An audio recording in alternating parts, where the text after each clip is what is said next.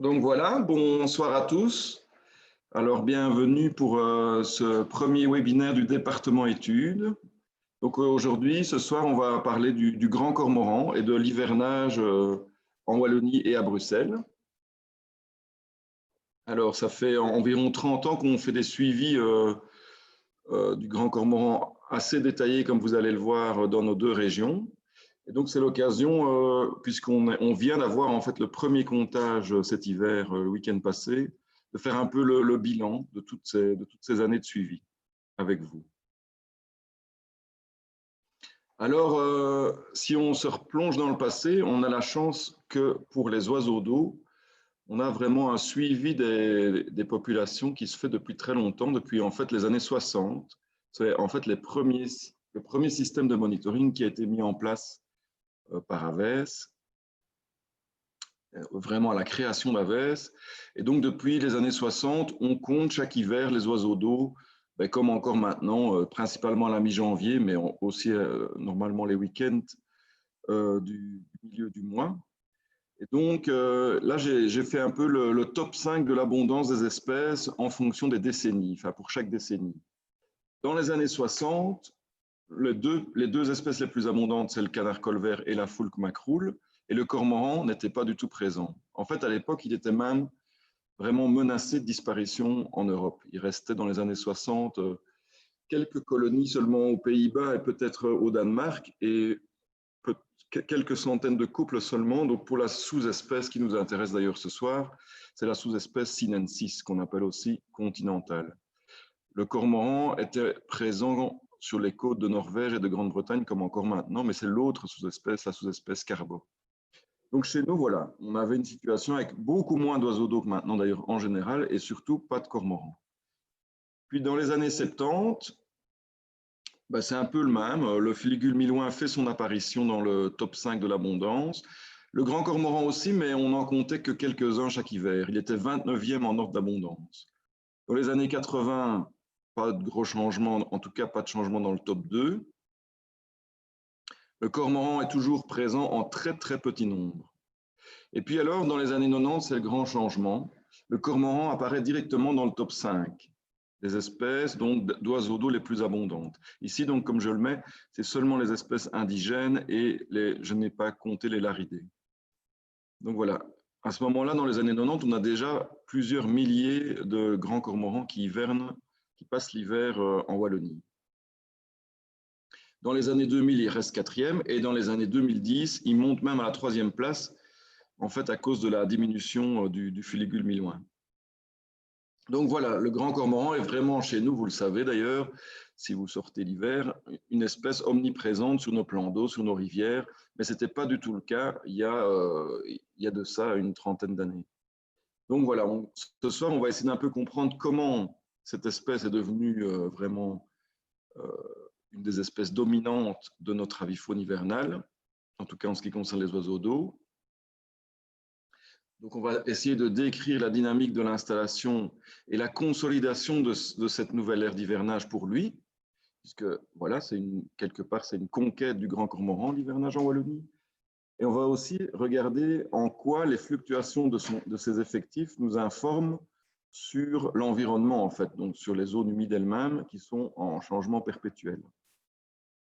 Je remercie déjà les différents photographes dont peut-être certains sont là ce soir, en fait, qui ont fourni des photos à Natagora dans lesquelles j'ai été puisé. Alors, pourquoi s'intéresser aux cormorans en particulier dans nos deux régions, Wallonie-Bruxelles? En fait, on l'oublie parfois, mais en Wallonie, on n'a pas des grands sites ou des grandes zones humides comme dans beaucoup de régions d'Europe, comme en Zélande ou en Camargue, etc.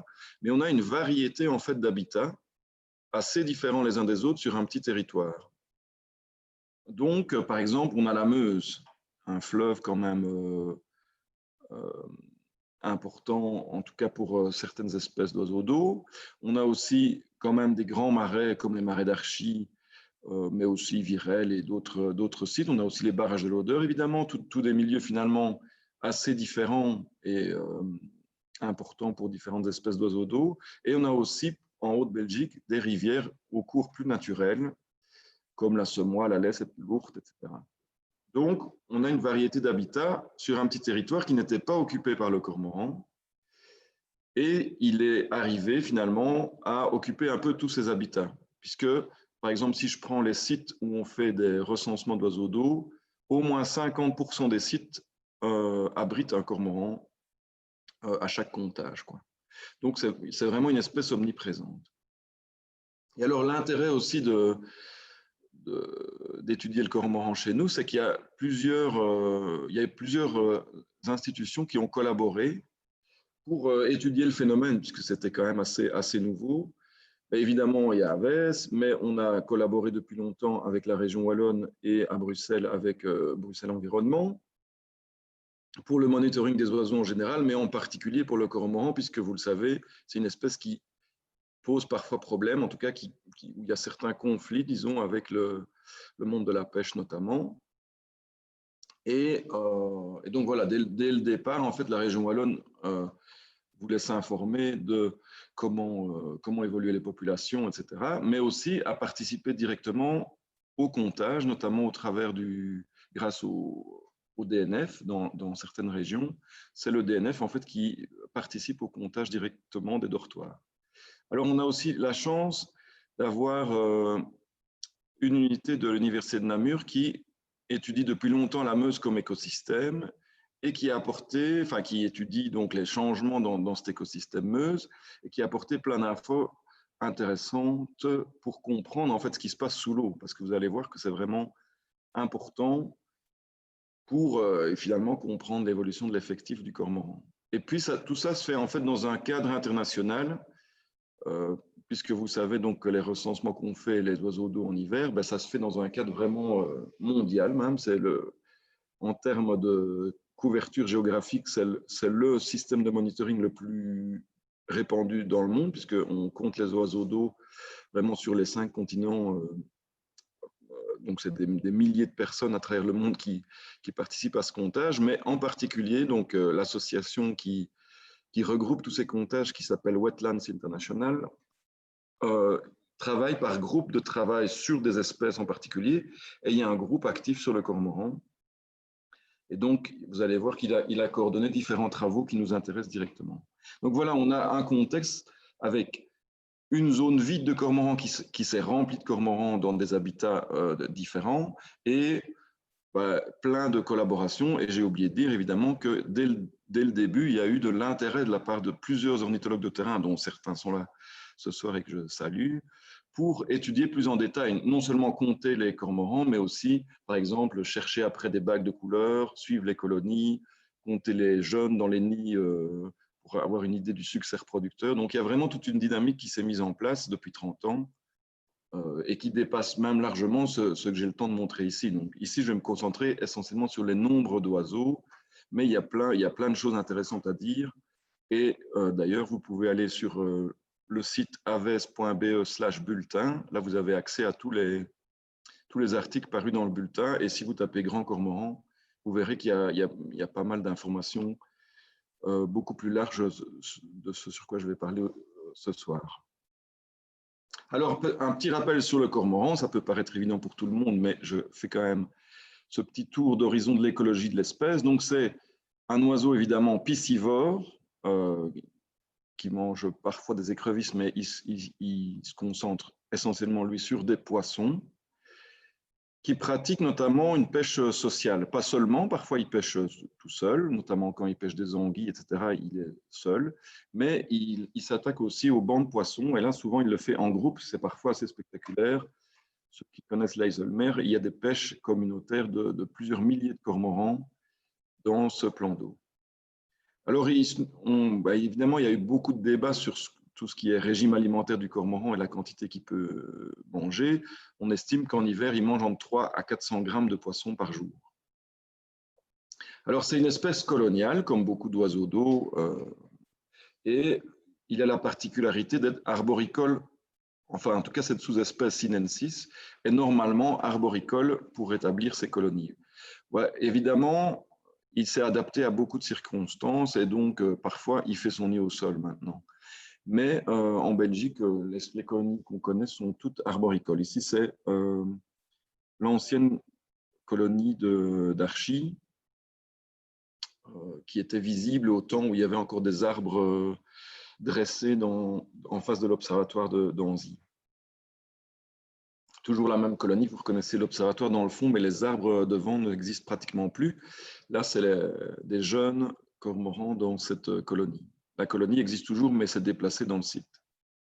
Alors ça, c'est la situation actuelle, en tout cas de 2012-2013, la dernière fois qu'on a refait un recensement de toutes les colonies en Europe.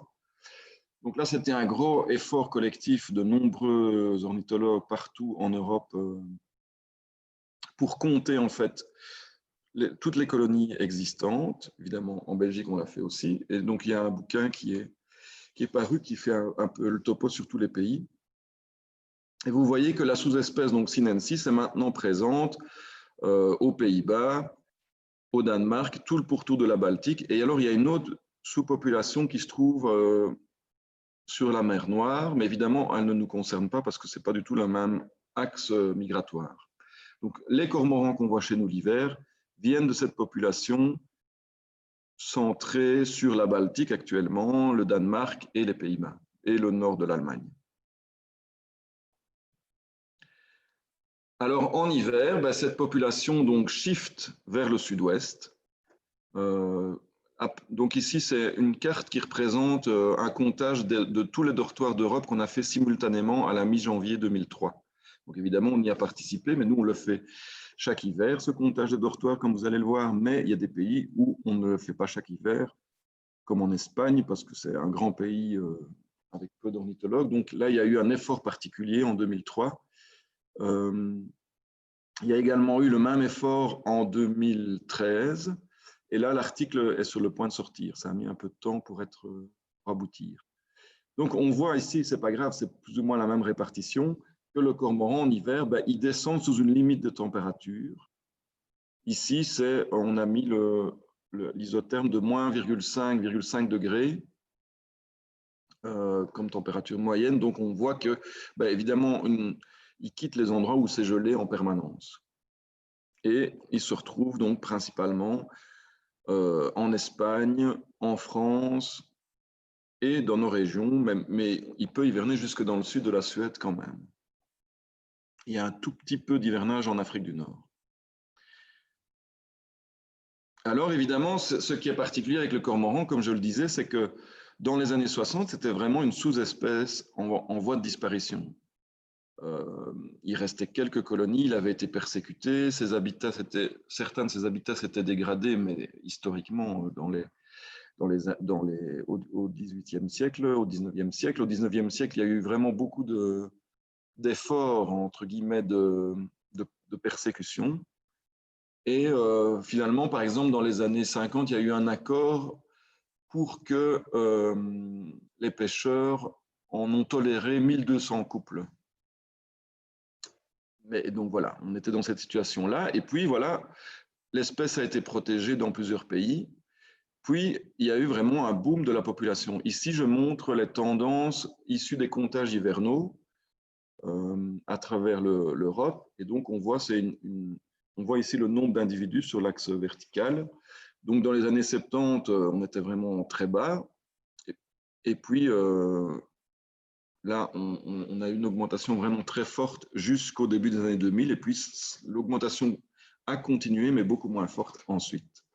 Donc ça, c'est l'augmentation lorsqu'on compte en hiver. Évidemment, j'aurais aussi pu montrer le comptage aux colonies, mais là, c'est plus difficile d'avoir des chiffres globaux en termes de tendance annuelle. Donc voilà, on pourrait dire que c'est une success story parce que finalement, on a protégé l'espèce et elle est en plein boom, mais c'est un peu plus compliqué que ça parce qu'une grande partie de l'explication qui se cache derrière cette courbe d'augmentation n'est pas vraiment liée à sa protection. D'abord, sa protection est en fait partielle. Il y a des pays où on a continué à le persécuter. Il y a aussi tout un système, on le verra plus tard, de dérogation qui permettent de le tirer dans certaines conditions. Mais en fait, c'est une espèce qui s'est fortement adaptée aux écosystèmes aquatiques tels qu'ils ont évolué au cours du XXe siècle. Et on verra ça aussi en détail dans la suite. Alors, une autre particularité du cormoran qui nous intéresse ce soir, c'est le fait qu'en hiver, ils se rassemblent en dortoir. Ça, c'est le premier dortoir qui a été connu en Wallonie, même peut-être, je pense, en Belgique, parce que la Flandre a été aussi vide de cormorans l'hiver et s'est fait coloniser en même temps que nous. Donc ça, c'est le dortoir qui se situait le long de la Meuse à la hauteur de Chertal. Je dis qu'il se situait parce que je pense qu'il est toujours présent, mais il n'est plus visible maintenant parce qu'il se trouve vraiment à l'intérieur du site qui est maintenant fermé et on n'a plus l'accès en fait à ce site depuis la fermeture de l'usine. Mais là, dans les années 90, il était visible depuis la Meuse. Et voilà, ça c'est vraiment une caractéristique de l'espèce. C'est aussi des dortoirs comme les colonies, ça se trouve dans les arbres. Les arbres sont rapidement couverts de fientes. En particulier, à cette époque-ci, quand il y a encore des feuilles, on voit vraiment très bien la présence continue des cormorans grâce aux fientes. Mais donc, ce qu'on peut dire aussi, c'est un dortoir nocturne, mais il est aussi occupé la journée, parce que le cormoran, la plupart du temps, quand il a fini de pêcher et que le dortoir est tranquille, il vient directement s'y reposer. Donc, on peut voir ces arbres décorés de cormorans, même en pleine journée. Dans certains cas, ils arrivent plus tardivement au dortoir, quand ils doivent aller pêcher plus loin, par exemple, ou quand le dortoir est dérangé par des pêcheurs en journée, alors il y vient au dernier moment, juste avant la nuit. Et donc, il y a tout un comportement, c'est super intéressant d'observer les dortoirs si vous avez l'occasion. Il y a tout un comportement d'interaction entre les individus, parce que quand les oiseaux arrivent, ils doivent trouver une place. C'est quand même pas évident pour lui pour se poser dans les arbres, mais quand même, a priori, c'est un palmipède, quoi, donc c'est pas vraiment, il n'est pas toujours agile, il est un peu maladroit parfois. On a déjà même observé, si Francis est là ce soir, il s'en souvient, on a observé aussi des mortalités parce que l'oiseau tombe et se prend, par exemple, la tête dans une fourche d'arbre et il peut y rester, quoi. Donc voilà, il y a aussi toute une hiérarchie dans les dortoirs. Hein. Les adultes sont dominants par rapport aux immatures. Et donc, il y a vraiment, si vous observez bien, des interactions conflictuelles entre les individus et parfois des individus qui chassent les autres. Il y a aussi des formes de parade nuptiales. Donc, c'est vraiment très intéressant à observer. Aujourd'hui, on va surtout se concentrer sur les nombres d'oiseaux. Parce que donc, depuis 30 ans, tous ces dortoirs qui sont présents en Wallonie sont recensés, en fait, sont comptés 2 fois par an, en tout cas depuis 2002, 2 fois par an, une fois à la mi-novembre et une fois à la mi-janvier. Et on fait ça, évidemment, là où ils sont le plus remplis, c'est-à-dire en fin de journée, et on essaie de compter jusqu'à ce qu'il fasse noir et où on est sûr que tous les cormorans sont rentrés. Évidemment, on compte depuis un point où on ne dérange pas le dortoir, puisque sinon c'est impossible à compter d'une part, et puis c'est en fait interdit même de déranger le dortoir, volontairement en tout cas. Et ce qu'on essaie de faire aussi, c'est de détailler la proportion adulte-immature. Donc, vous savez, les immatures se reconnaissent à leur ventre blanc et à leur plumage brunâtre. Donc, on essaye, si possible, ce n'est pas toujours possible vu les conditions de lumière, de détailler la proportion adulte-immature. Et le comptage a lieu une fois à la mi-novembre, donc c'était le week-end passé, et une fois à la mi-janvier, en même temps finalement que les comptages principaux d'oiseaux d'eau. Alors, à quel moment du cycle annuel du cormoran ces comptages se situent? Donc ici, j'ai simplement repris le nombre de données de cormorans sur observation.be par mois, et en distinguant les oiseaux signalés sur place et les oiseaux signalés en migration active. Donc, on voit un petit peu l'année du cormoran chez nous, via ce graphe tout simple. On voit, en fait, il est présent toute l'année, il est un peu moins présent l'été. Donc maintenant, on a une population reproductrice qui s'est installée, donc il est présent toute l'année et il se reproduit chez nous. Mais il est quand même moins abondant l'été. Et vous voyez, les deux périodes de migration sont bien visibles sur ce graphe.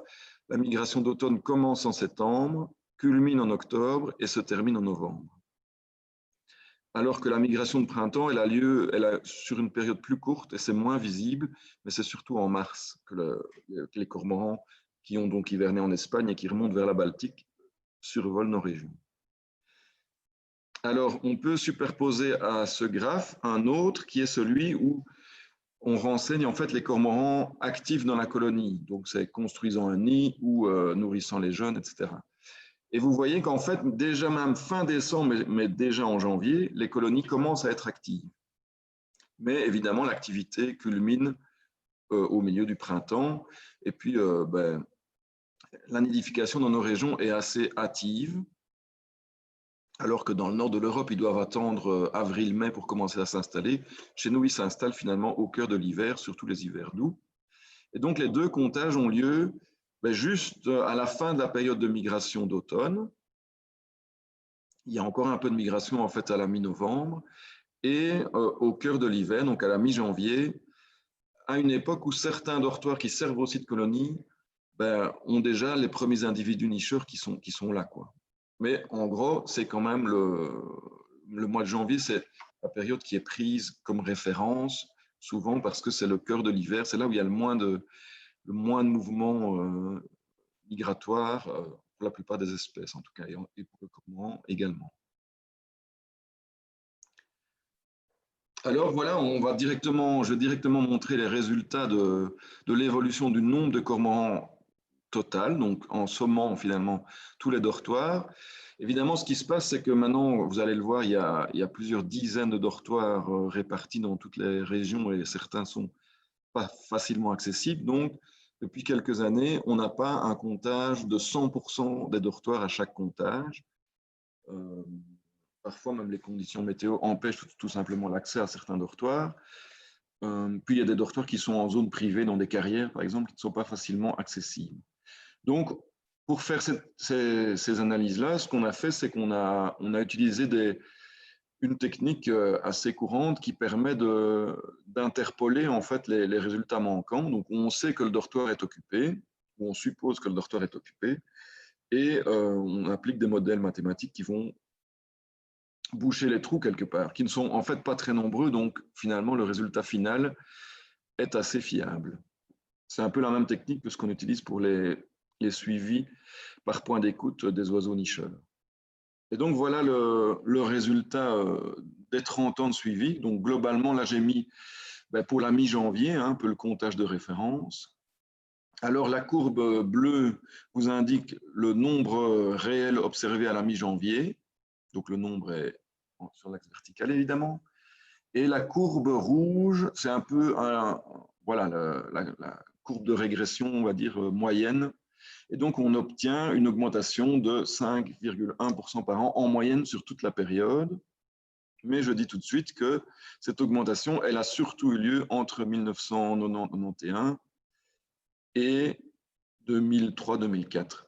Là, c'était le point culminant de la présence du cormoran. En fait, si on recalcule une tendance moyenne depuis même 1998 jusqu'à maintenant, on voit qu'il y a des fluctuations. On a d'abord une augmentation jusqu'en 2003, 2004, 2003, et puis une diminution assez forte jusqu'en 2009, puis ensuite ça fluctue, mais c'est plus ou moins stable. Et en fait, sur le long terme, maintenant, depuis plus de 20 ans, le nombre de cormorans présents sur toute la Wallonie et Bruxelles à la mi-janvier est en fait stable. On verra que cette stabilité globale, elle est en fait le résultat de variations locales assez importantes.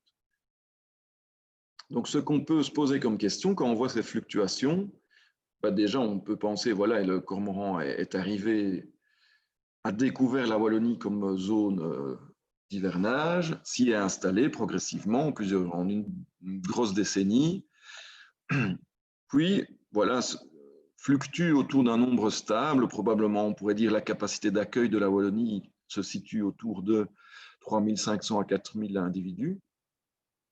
Et on peut se demander si les fluctuations qu'on observe, est-ce que c'est dépendant de la rigueur des hivers, puisqu'on a vu que le cormoran, il n'hiverne pas là où il fait vraiment trop froid, donc on pourrait se demander chez nous, tiens, si l'hiver est plus froid, est-ce que les cormorans s'en vont, est-ce qu'ils restent, ou est-ce que ça modifie leur nombre? Donc, une manière de faire, c'est de regarder en fait les statistiques météorologiques. Et il y a une valeur qu'on appelle le nombre d'Hellman qu'on peut calculer, qui donne une idée en fait quantitative de la rigueur de l'hiver. On prend en fait pour les mois de novembre, ici j'ai pris les mois de novembre, décembre, janvier, donc en fait avant le comptage, donc pour la période de l'hiver qui précède le comptage de la mi-janvier, on peut sommer en fait les minima journaliers qui sont en dessous de 0. Donc dès qu'il gèle, si on a un minima qui est à -5, ben, on ajoute la valeur 5 à ce nombre. Donc on fait la somme pour toute la période. Donc la moyenne en fait pour les 30 ans, la moyenne du nombre d'Hellman pour la Wallonie et Bruxelles, c'est 20, enfin en fait c'est Uccle, c'est les statistiques de Uccle, donc c'est 26. Donc si on somme toutes les valeurs négatives, on arrive à 26. Et ici, j'ai mis des étoiles bleues sur les hivers froids, c'est-à-dire là où la valeur d'Hellman dépasse 40, où il a gelé beaucoup plus que d'habitude, enfin que la moyenne en tout cas, entre novembre et janvier. Et on voit que il y a quelques hivers, là, vous vous souvenez sans doute des fameux hivers 96-97 et 97-98, ou non, 96 et 97, en tout cas, il faisait froid. En 2003 aussi, la valeur a été supérieure à la moyenne. Et puis alors, il y a eu toute une série d'hivers rigoureux, 4 en fait, à la suite, entre 2009 et 2013. Et on voit qu'en fait, il y a une partie de choses qui se sont passées qui probablement découlent de ces rigueurs hivernales, mais en fait, parfois en sens contraire. Donc, en 1997, il y a vraiment eu un afflux de cormorans en hiver chez nous. Et ça, on sait que c'est lié à vraiment un hiver très rigoureux dans le nord de l'Europe. Chez nous aussi, il faisait très froid, mais il faisait encore plus froid aux Pays-Bas. Et donc, tous les cormorans qui étaient restés aux Pays-Bas se sont retrouvés face à un gel intense et ont reflué en fait vers nos régions. On a eu à ce moment-là des records qui n'ont toujours pas été battus de 1200 individus sur un seul dortoir. Et donc voilà, ça c'est vraiment le pic qu'on voit ici dans cette courbe. Là, on peut vraiment le relier à cet épisode très froid. Alors, le point culminant aussi de la présence de cormorans chez nous, c'était en 2003, en janvier 2003, correspond aussi à un hiver un peu plus rude que les autres. Mais par contre, le point le plus bas de ces 20 dernières années correspond aussi à un hiver très froid. Donc voilà, finalement, on voit que c'est pas si évident que ça de relier les pics d'abondance à l'hiver. Donc visiblement ici, il y a eu un afflux, mais en 2009, alors que l'hiver était rigoureux, mais ici, il faut bien vous dire qu'en 97, l'hiver était 6 fois plus rigoureux que les 26 degrés qui indiquent la moyenne. Donc voilà. Actuellement, en tout cas, dans la situation plus ou moins stable dans laquelle on est, et vis-à-vis des 4 hivers là qu'on a connus, on ne peut pas vraiment dire que la fluctuation du cormoran est liée à la rigueur hivernale. Alors, si on prend les comptages de novembre, ça indique en fait la même chose parce qu'on voit, même si les courbes sont moins profondes, les fluctuations sont moins profondes en novembre, alors que là, l'hiver n'a pas encore eu lieu, donc fatalement, la rigueur hivernale ne détermine pas en fait à la mi-novembre le comptage au dortoir, enfin le nombre qu'on obtient au dortoir. Donc, on voit que les mêmes fluctuations, donc le creux à la fin de la décennie 2000 et vers 2015, les deux creux sont aussi observés à la mi-novembre. Donc on voit que la tendance a l'air plus ou moins négative, mais elle n'est pas significativement négative. Donc en fait, à la mi-novembre, depuis 2002, depuis qu'on fait des comptages à la mi-novembre, en moyenne, le nombre de cormorans chez nous est stable. Donc voilà, c'est d'où l'intérêt aussi de faire des comptages plusieurs fois au cours de l'hiver. Ça permet vous verrez par la suite d'ailleurs d'autres exemples de l'intérêt de faire 2 comptages. Parce qu'on peut parfois se poser la question, pourquoi faire 2 comptages? Ou comme pour les oiseaux d'eau, quand le comptage classique oiseaux d'eau, on fait même 4 comptages là, dans ce cas-là. C'est intéressant parce que ça permet de voir l'effet notamment des vagues de froid et d'autres choses dont je vais parler par la suite. Alors, on peut aussi regarder spatialement comment le cormoran a conquis finalement la Wallonie et Bruxelles. Donc, vous voyez ici, c'est une carte avec les principaux cours d'eau. Hein, c'est des bons repères pour poursuivre évidemment l'évolution d'une espèce aquatique. Donc, Au début de son installation, ben, il était présent en Basse et en Moyenne Meuse, jusque Namur, hein, avec le fameux dortoir de l'île Vastifrotte qui s'est créé ben, en l'hiver 93-94, et dans la vallée de la Haine, avec Archy et Aubourg, qui sont très rapidement occupés, et en plus qui ont très rapidement fait l'objet d'une installation comme nicheur. Alors, 5 ans plus tard, ou 6 ans plus tard, là, on voit que le cormoran a installé des dortoirs. Donc, chaque point rouge, c'est en fait un dortoir.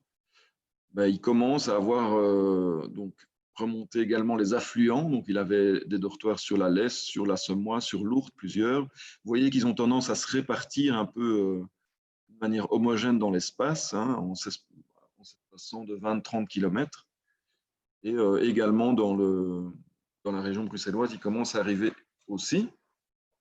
Alors pourquoi ces espacements de 20-30 km? En fait, les dortoirs fonctionnent comme un point de rencontre nocturne de tous les oiseaux qui se dispersent sur quelques kilomètres autour du dortoir la journée. Alors on a, grâce à l'étude des bacs de couleurs notamment, qui nous permettait de voir le même individu au dortoir et la journée, là où il allait pêcher parfois sur la Meuse, en fait on se rend compte il réduit au maximum ses déplacements, s'il a l'occasion en tout cas. La plupart des cormorans ne vont qu'à quelques kilomètres du dortoir. Voire par exemple, si on prend les barrages de l'Odeur, ils restent en fait au barrage de l'Odeur pour pêcher. Donc ils n'ont vraiment pas besoin de se déplacer beaucoup, ceux qui choisissent d'hiverner là. Dans d'autres cas, on a vraiment des déplacements à plus longue distance. Donc, notamment en Haute-Belgique, mais aussi, par exemple, même le dortoir d'Archy, on pense qu'ils vont quand même beaucoup plus loin. Ils vont pêcher en France, notamment pour ceux qui dorment à Archy tous les soirs. Alors en 2005, on continue à avoir des dortoirs qui s'installent un peu partout. Là, vous voyez que là, ce mois, il y a quand même vraiment là un chapelet de dortoirs qui commence à s'installer partout. Donc, en fait, là, on n'est plus dans une période où il y a nécessairement une forte augmentation. En tout cas, si je passe directement à 2010, vous voyez que le chapelet de dortoirs est bien installé. Il y en a encore un petit peu plus qu'en 2005. Mais c'est comme si, après avoir créé cette tête de pont de colonisation, le cormoran avait créé des dortoirs un peu intermédiaires pour encore réduire sa distance entre l'endroit où il dort et l'endroit où il va pêcher. Parce qu'il y a des études qui montrent qu'en fait, qui ont comparé la dépense énergétique des différentes actions que le cormoran peut faire la journée, et c'est vraiment le vol, les déplacements en vol, donc qui sont assez coûteux pour lui. Il faut dire qu'en hiver, si vous les avez déjà observés, ils bougent vraiment pas beaucoup. Hein, ils passent une grande partie de leur temps à ne rien faire. Ils pêchent quelques minutes par jour. Ils volent jusqu'à la zone de pêche et le reste du temps, ils restent perchés dans les arbres et ils dépensent le moins possible d'énergie. Et donc, en répartissant finalement ces dortoirs sur toute une zone, il peut exploiter au mieux tout l'environnement sans trop se déplacer. En fait. En 2020, là, la situation de janvier passé, là, on a plus ou moins la même répartition, mais si vous le voyez, il y a quand même des changements dans le sens où en Haute-Belgique, on a par exemple plus de dortoirs sur la moyenne Lesse et très peu de dortoirs qui restent. Il y a en fait un seul gros dortoir qui reste sur la Semois. Par contre, dans le Hainaut, on continue, et dans le Brabant wallon, on continue à avoir des créations de dortoirs et aussi un petit peu dans le Condro qui continuent donc à être découverts ou en tout cas à s'installer dans certaines zones. Alors ici, c'est une carte qui résume un peu tout ça. Donc simplement, la couleur indique l'année de fondation du dortoir. Donc rouge, c'est la Meuse et la vallée de la Haine. Puis ensuite, plus on va vers le bleu, plus c'est des dortoirs installés récemment. Et ça reflète ce que je viens de dire, c'est-à-dire il s'est encore installé dans plusieurs endroits du Hainaut, du Brabant et du Condro, mais aussi sur la Meuse, donc sur des zones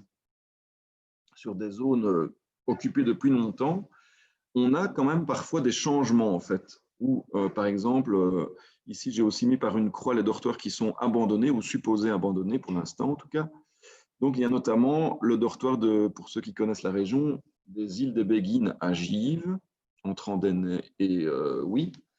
Ce dortoir qui était florissant à la fin des années 2000, de plusieurs centaines d'individus, a complètement disparu et à la place, on a un dortoir à Amé, qui probablement, et aussi à Wans, on a 2 dortoirs en fait qui reprennent un peu ces individus-là, probablement. Et même chose en Basse-Meuse, on a à côté du dortoir de Chertal, le dortoir historique de Chertal, on a découvert il y a quelques hivers un dortoir sur des saules vraiment le long de la Meuse à Visé. Donc une question d'ailleurs qui reste par rapport à ce dortoir de Chertal qu'on ne peut malheureusement plus voir du tout, malgré nos essais chez ArcelorMittal. En fait, on peut réellement se demander si ce dortoir existe encore, puisqu'on a maintenant le dortoir de Visé, qui est quand même assez important, et d'autres plus petits dortoirs récemment créés, un peu en amont de Liège. Voilà. Et puis, comme vous le voyez, en Haute-Belgique, on a cette situation un peu instable, avec quand même beaucoup de dortoirs qui n'existent plus actuellement. Ça, c'est notamment grâce aux observations des cantonnements DNF de cette région-là qu'on peut s'en rendre compte. Donc, on dirait qu'en Haute-Belgique, il y a une espèce de mobilité plus forte de tous ces dortoirs. Alors ça, c'est des graphes qui montrent en fait le nombre de dortoirs total, donc sans considérer les individus, simplement on voit que dans les années 90, on avait très peu de dortoirs et puis progressivement, comme on l'a vu sur les cartes, la colonisation s'est faite et s'est prolongée jusque 2006-2007, donc bien après le pic d'abondance, puisque le pic d'abondance était en 2003. Et puis depuis 2007-2008, on peut dire, voilà, la colonisation s'est terminée et on a une sorte de constance dans le nombre de dortoirs connus. Donc il y en a qui sont encore découverts, mais il y en a aussi qui ne sont plus occupés. Donc finalement, on tourne autour de 50-55 dortoirs. Que ce soit d'ailleurs en novembre ou en janvier, le nombre est plus ou moins semblable. Alors si on regarde l'effectif moyen par dortoir, ça c'est la courbe en bleu, ici, dans le bas. Donc au départ, les dortoirs étaient plus importants en moyenne. Alors la courbe en orange, ça donne l'effectif du plus gros dortoir. Et donc on voit qu'on pouvait monter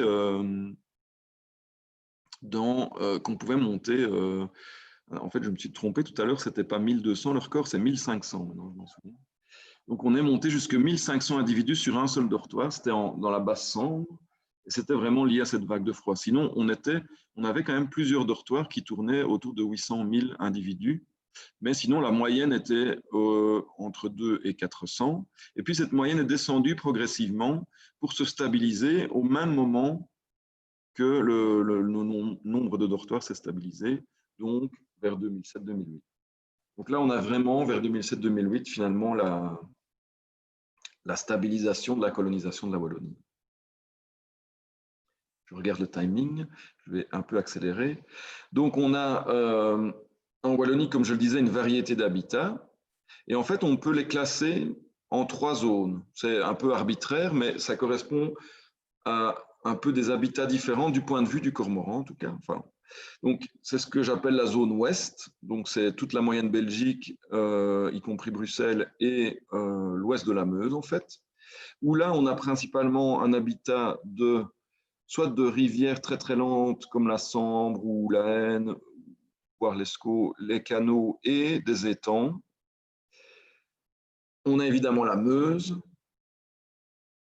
un habitat tout à fait qui a intéressé le cormoran dès le départ, comme on l'a vu. Et puis alors la Haute-Belgique avec un habitat, entre guillemets, plus de rivières naturelles ou de petits étangs, pas de grands étangs, des petits étangs, avec quand même quelques lacs de barrage, évidemment, dans l'Est notamment.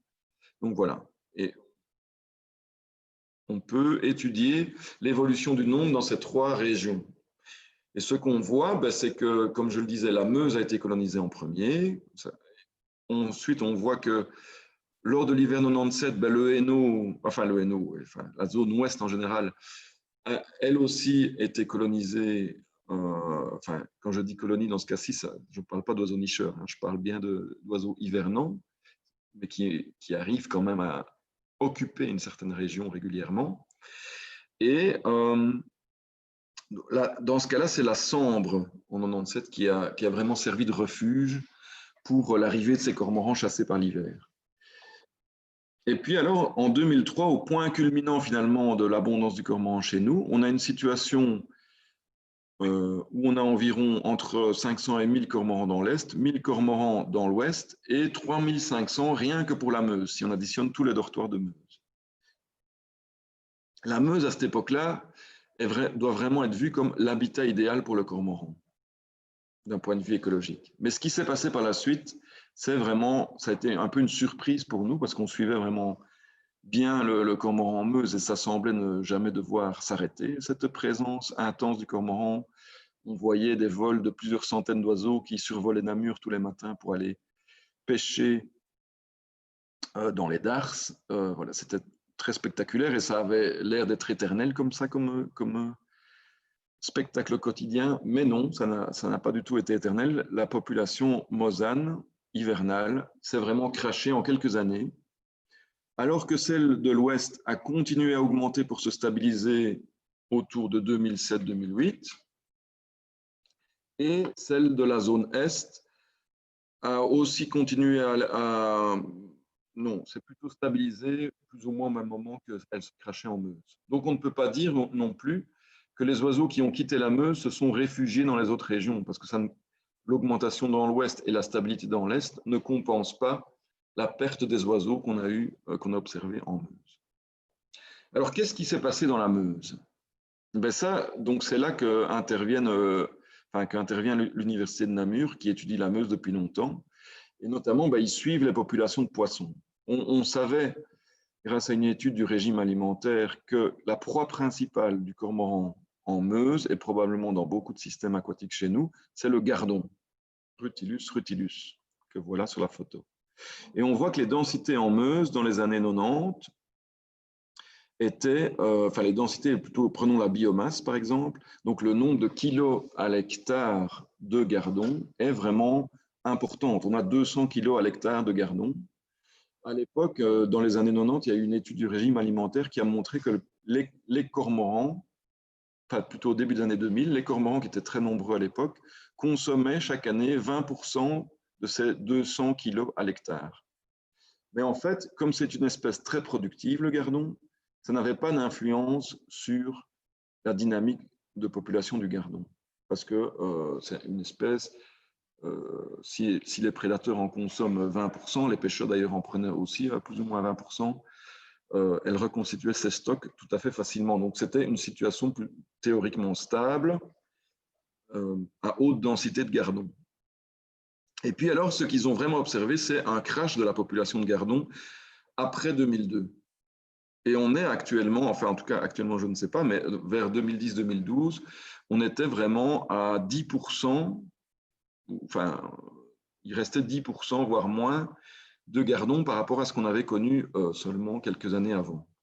Donc c'était vraiment interpellant ce changement drastique de la population de gardons. Et donc voilà, évidemment, on peut se poser la question, mais est-ce que c'est lié au cormoran ou est-ce qu'il y a d'autres causes? Le cormoran est souvent pris en première approche parce que c'est évidemment très visible comme phénomène, mais évidemment, sous l'eau, il se passe plein de choses.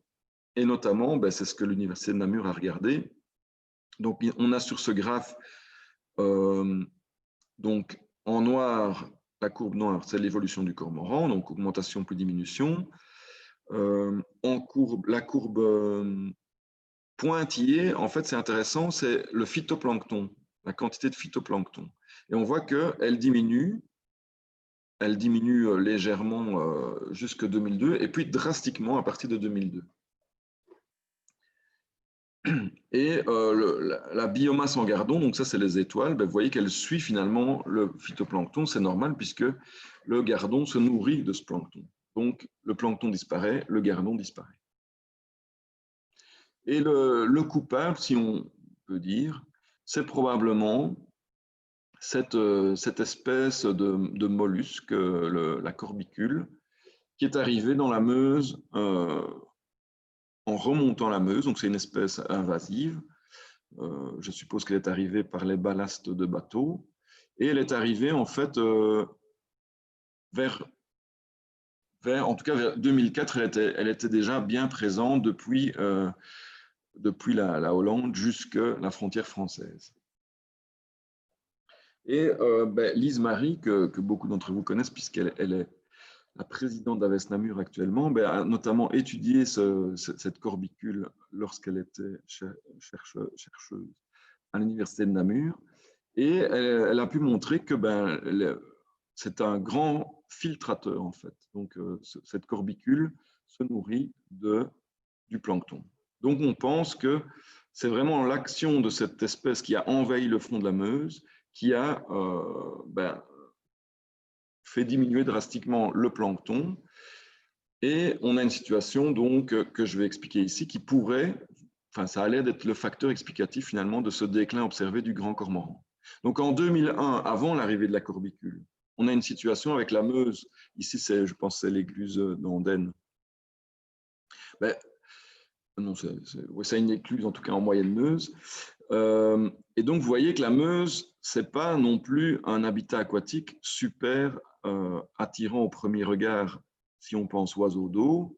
Les berges sont canalisées, le niveau d'eau est régulé, et en plus, c'est un fleuve eutrophisé. Donc, maintenant, depuis lors, on a mis des centrales d'épuration, mais à l'époque, tout ça n'existait pas, et donc on avait une situation vraiment eutrophisée de cette rivière. Et on a donc des hautes densités en plancton, puisqu'il y a beaucoup de matière organique, il y a beaucoup de plancton qui suit, et donc beaucoup de gardons. Parce qu'en plus, le gardon, c'est une espèce de poisson qui n'est pas du tout difficile sur la structure de son habitat, et il peut tout à fait se reproduire dans un canal, comme la Meuse est sur la plupart de son cours chez nous.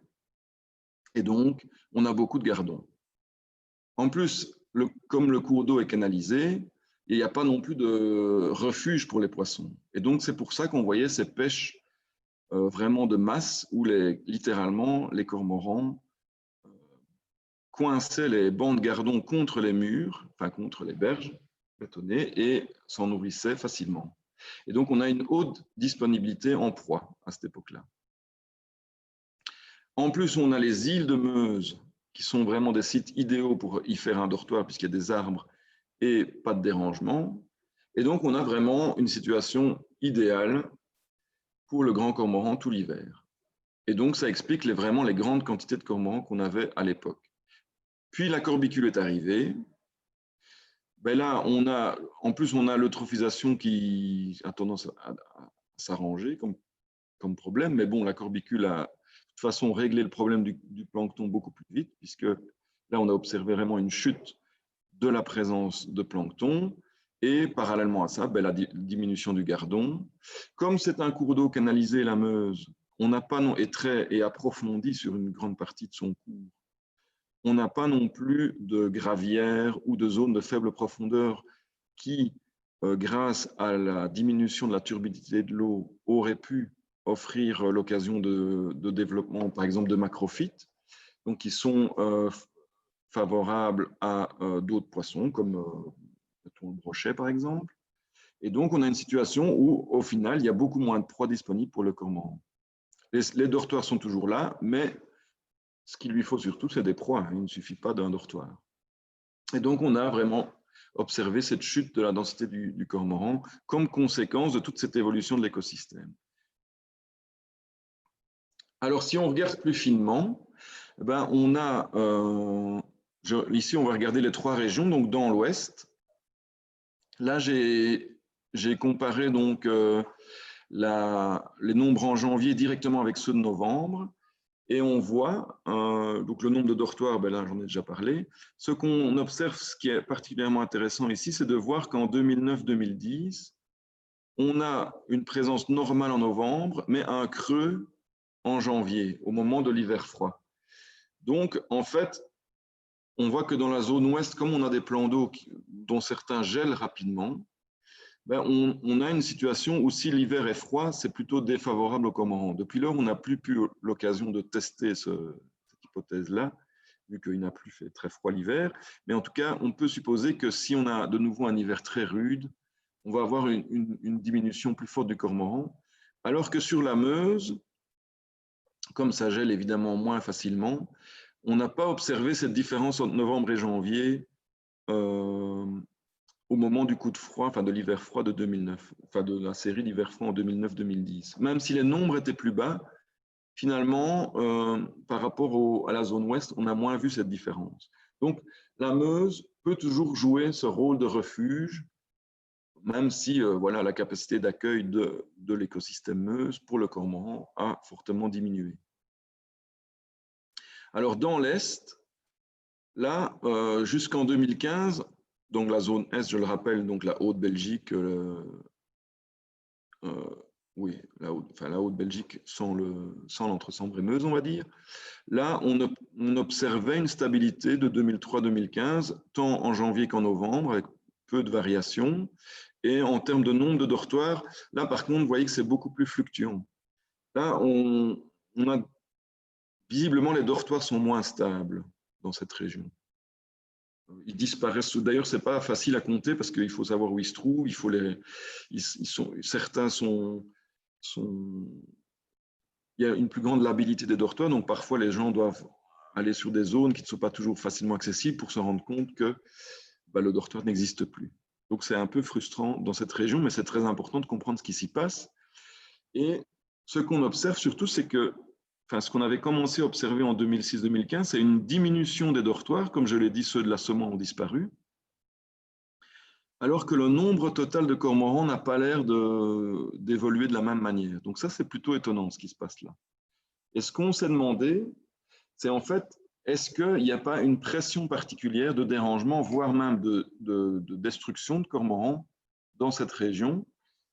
Et en fait, apparemment, oui. C'est-à-dire que depuis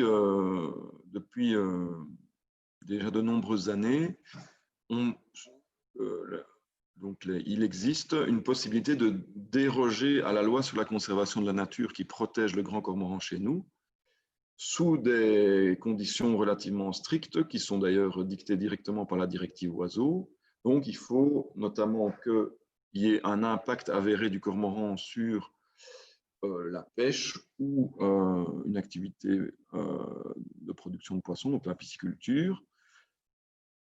Et il faut qu'il n'y ait pas d'autres solutions alternatives. Et dans ce cas-là, le DNF, après examen du dossier, peut accorder une licence pour tirer un certain nombre de cormorans. Et donc là, c'est ce qu'on voit, c'est les statistiques 2012.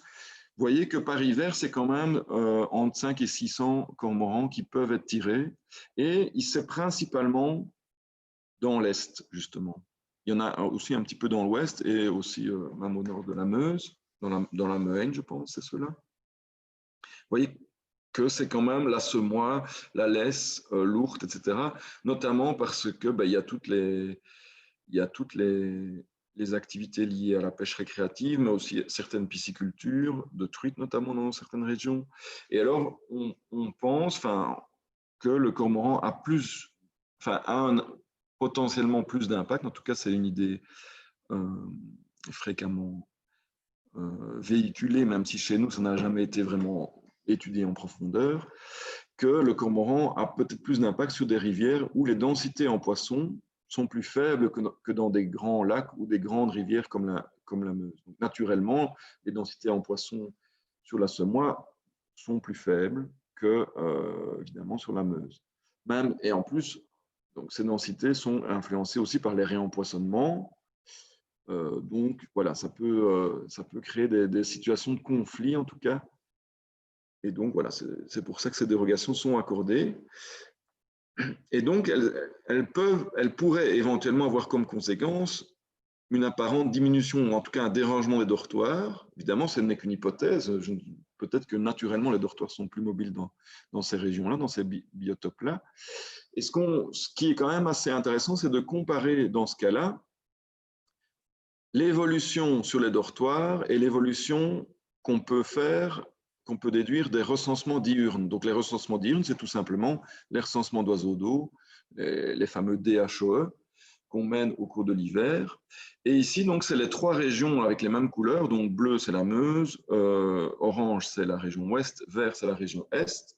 Et je n'ai pas repris le nombre total de cormorans, j'ai pris l'indice d'abondance en prenant 1 comme étant la référence, et la référence étant janvier 98. Et donc, on voit ce qu'on a déjà vu si on regarde les dortoirs, c'est que en Meuse, l'abondance relative du cormoran a culminé en 2003, puis a diminué, puis s'est stabilisée, alors que dans l'Ouest, elle continue à augmenter. Et dans l'Est, au niveau des dortoirs en tout cas, là, on commence à voir en fait, surtout depuis quelques années, depuis 2015, une diminution. Donc, vraiment, cette fois-ci, on observe une diminution dans la partie Est de la Wallonie. Mais cette diminution, en fait, n'est pas observée si on regarde les comptages diurnes. Donc ça, c'est la diminution au dortoir. Et la zone verte, la courbe verte, si vous voyez, pour donc, ce qui concerne les recensements directement sur les plans d'eau, donc la Semois, enfin, tous les plans d'eau de Haute-Belgique, on n'observe pas, on ne détecte pas cette diminution. Donc, apparemment, il y en a moins qui sont présents au dortoir, mais en journée, on en compte pas moins spécialement qu'avant, même légèrement plus. Donc, c'est possible qu'en fait, ça soit dû à la mobilité des oiseaux. Déjà, on peut, quand les oiseaux sont très mobiles, ils peuvent passer d'un plan d'eau à l'autre et donc parfois être comptés 2 fois lors des comptages diurnes. C'est pour ça qu'on privilégie plutôt les comptages au dortoir pour le cormoran d'ailleurs. Mais en plus de ça, ils peuvent très bien aller au dortoir dans des régions où ils sont peut-être plus tranquilles. Et donc, par exemple, en ce mois, on peut se demander si les oiseaux des dortoirs français, voire des dortoirs luxembourgeois de l'autre côté, ne viennent pas en fait sur les plans d'eau en Wallonie.